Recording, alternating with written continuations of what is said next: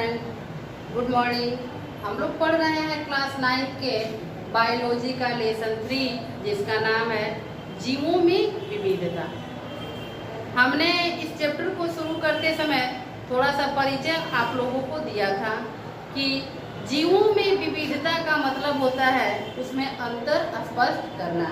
तो किस ढंग पे या किस तरीका से हम लोग विभिन्न जीवों में अंतर को स्पष्ट कर सकते हैं, और उसमें हम कुछ इम्पोर्टेंट पॉइंट्स को पढ़ा रहे थे आप लोगों के बीच, जिसमें था कि जीव विज्ञान की वह शाखा, जीव विज्ञान की वह शाखा जिसके अंतर्गत हम जीवों के अलग अलग वर्गों में विभाजन, उसके नामकरण तथा उसके समूहों में बांटते हैं और उसके सिद्धांतों का अध्ययन करते हैं।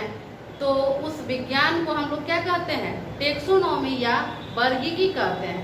वर्गीकी को ही हम लोग इंग्लिश में टेक्सोनॉमी कहते हैं। और उसमें हमने और भी बहुत सारे पॉइंट्स लिखाए थे।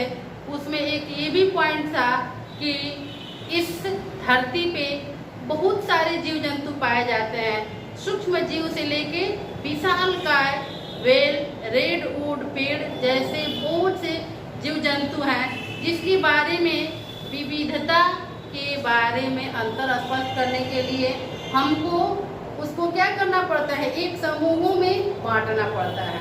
तो आज आइए हम इसी इम्पोर्टेंट पॉइंट के 5 नंबर पॉइंट्स को देखते हैं, और वह 5 नंबर पॉइंट्स आइए जानते हैं क्या है। 5 नंबर पॉइंट है वर्गीकरण की प्रमुख इकाइयां हैं। वर्गीकरण की प्रमुख इकाइयां हैं। अब हम लोग किस आधार पे सारे जीवों को वर्गीकृत करते हैं? इकाइयां हैं। सबसे पहले क्या क्या इकाइयां हैं? संघ, वर्ग, गण, कुल। संघ, वर्ग, संघ, वर्ग, उसके बाद गण, कुल, वंश, जाति। देखिए 1, 2, 3, 4, 5, 6, यानी किसी भी जीव के बारे में यदि हमको अंतर या उसके नामकरण को करना है या उसको वर्गीकृत करना है दूसरे जीवों की अपेक्षा, तो हमको इस सबसे होके गुजरना पड़ता है। यानी सबसे पहले उसको एक संघ में रखते हैं, उसके बाद उसको एक वर्ग में रखेंगे, उसके बाद उसका एक अलग गण बनाएंगे, उसके बाद उसका कुल अलग, वंश अलग, जाति अलग, सारा चीज उसका क्या होता है? अलग अलग होता है। ये इकाइयां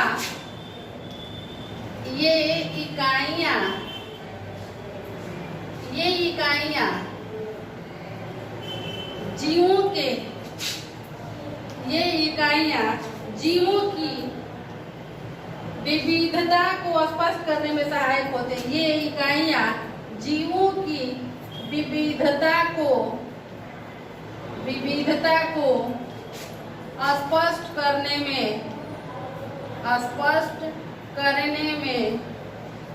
सहायक होती हैं। स्पष्ट करने में सहायक होती है। 6 नंबर पॉइंट है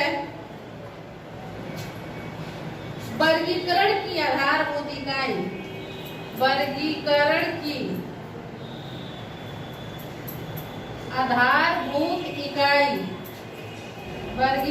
की आधारभूत इकाई जाति है।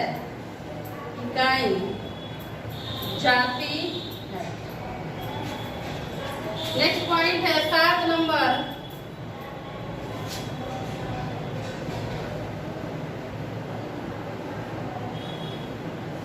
7 नंबर पॉइंट है इसका कि जीवों का वर्गीकरण उनके विकास से संबंधित होता है।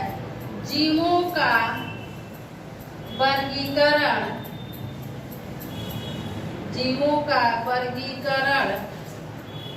उनके विकास से संबंधित होता है। उनके विकास से संबंधित होता है। उनके विकास से संबंधित होता है। उनके विकास से संबंधित होता है क्योंकि जीवों में विकास क्रम क्योंकि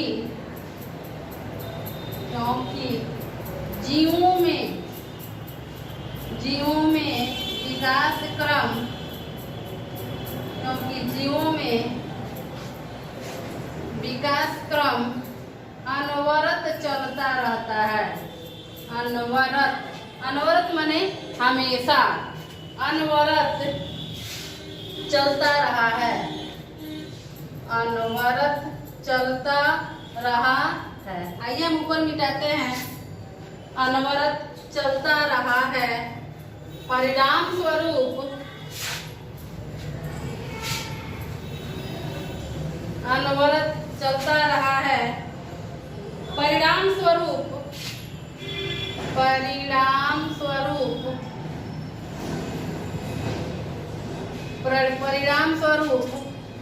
आदिम जीवों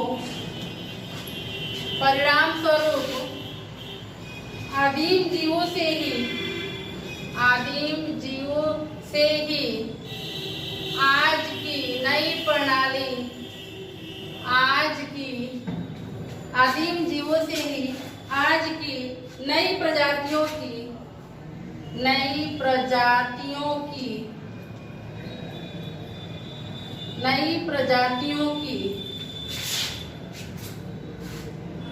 जीव उत्पत्ति होती गई। नई प्रजातियों की जीव उत्पत्ति होती गई।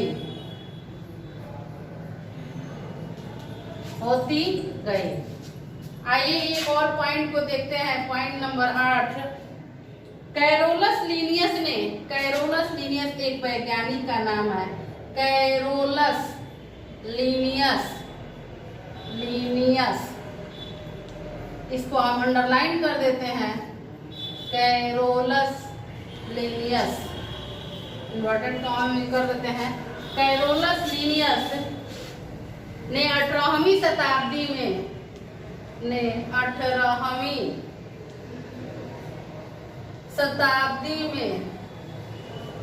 कैरोलस लीनियस ने 18वीं शताब्दी में सर्वप्रथम वर्गीकी की स्थापना की थी। सर्वप्रथम वर्गीकी की स्थापना की थी। इसलिए इन्हें वर्गीकी का जनक कहा जाता है। इसलिए इन्हें वर्गीकी का जनक कहा जाता है। इसलिए इन्हें वर्गीकी का जनक कहा जाता है।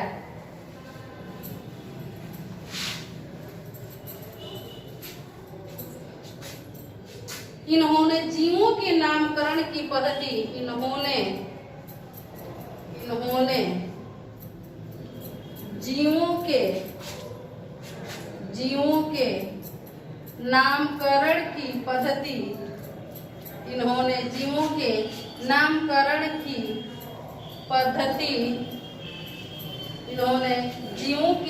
नामकरण की पद्धति द्विनाम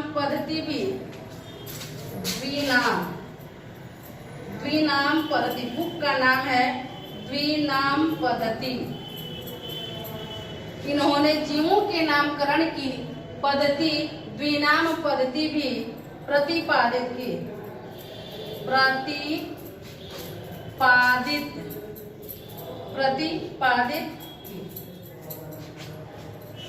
कैरोलस लीनियस एक वैज्ञानिक का नाम है जिन्होंने 18वीं शताब्दी में सर्वप्रथम वर्गीकी की स्थापना की थी।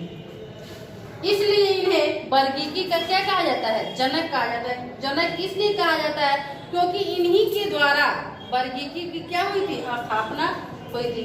इन्होंने जीवों के नामकरण की पद्धति द्विनाम पद्धति भी क्या की, प्रतिपादित की। तो ये थे इम्पोर्टेंट पॉइंट्स के 8 नंबर तक इसके पॉइंट हम लिखा दिए, और नेक्स्ट वीडियो में हम इसके आगे 1-2 और पॉइंट दिखाएंगे। उसके बाद जो पार्टी के अंदर प्रश्न दिए गए हैं उसको हम लोग बनाएंगे। तब तक धन्यवाद।